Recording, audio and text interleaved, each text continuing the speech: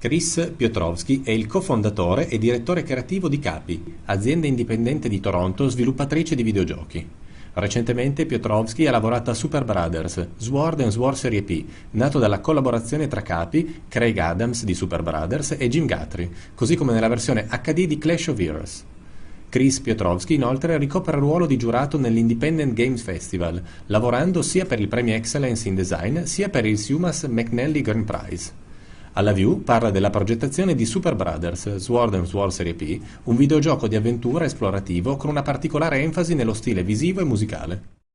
So Superbrothers Sword and Sorcery is a game for the iPhone and the iPad and the iTouch as well. And it's sort of an adventure game that is really sort of about the music and the visuals. It has a lot of interesting sort of weird concepts like having a world linked to the moon phases and Twitterable dialogue and that kind of stuff. So some of the problems that we ran into while designing the game stem from some of these kind of original ideas. There was a lot of problems that we had to face, we had to fix because of the moon sort of phase linked to the game world. Everything was constantly breaking because players could sort of exit and come back at a different time, and the world would change.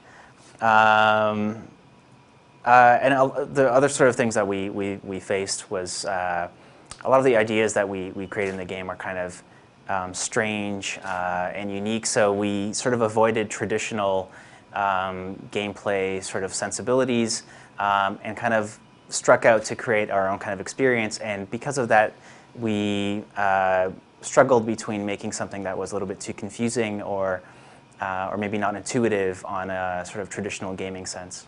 Well, the point of the project was to make players feel like they were sort of exploring a record in a way. So the game world has a side A and a side B, and by walking around, you're sort of experiencing the different songs that are found on each side of the record.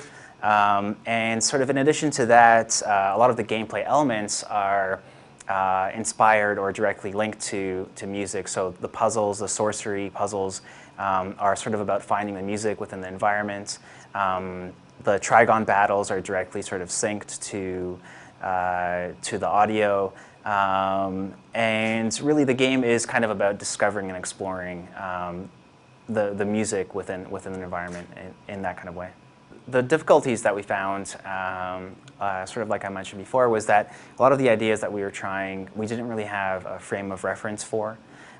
So we couldn't really sort of look at something and say, well, this is exactly how we should do it. In a lot of other games that I've made, I'm sort of able to look at other games and see whether I'm doing it right. Whereas with Sworcery, I think one of the major things was that a lot of the ideas we were trying were new or strange, or in a lot of ways not video gamey. And so we kind of had to just sort of trust our own non-game instincts to come up with solutions and just sort of hope that what we felt good was actually good. CAPY started in 2003. We started off making mobile games. For the first sort of 3 or 4 years of our studio history, we made a lot of work-for-hire mobile in addition to some original games. And after a certain amount of time, we decided that we wanted to sort of make our own games. And that's sort of where Critter Crunch came out of that sort of idea. We eventually made Clash of Heroes for the DS and for XBLA and PSN. And then we collaborated with Craig and Jim on Superbrothers Sword and Sworcery because they were sort of people that we admired in the Toronto game community. As far as what it means to be independent, I think usually it means being poor for about 5 or 6 years, and then afterwards you're sort of hopefully able to make something that that represents like your own style, and you're sort of able to go after the kind of projects that are more sort of personal and perhaps even more satisfying, and I don't know. I think that's a big thing for me. We make games for a lot of platforms, and Superbrothers and Sworcery is one of our most successful games. Right now we're working on games for PSN and XBLA and Steam.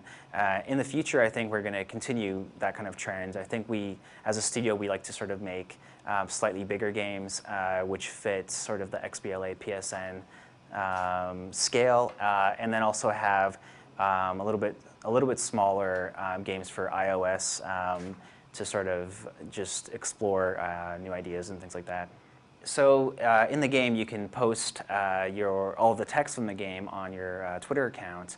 The sort of reasoning behind that at the beginning was that we wanted to sort of come back to the idea of the sort of feeling that you and your friends would be solving a game together through a sort of social aspect. I think a lot of us played video games when we were younger, and we just talked about them at school and sort of discovered the secrets from what our friends were doing, that kind of stuff.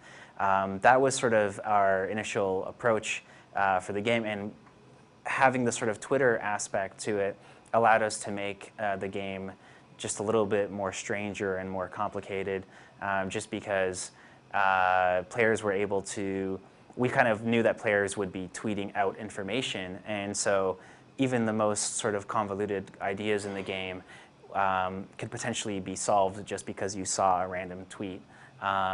So in that way, I think our goal was to sort of return to that sort of feeling of completing a game together and listening to what your friends are doing and how they're playing the game.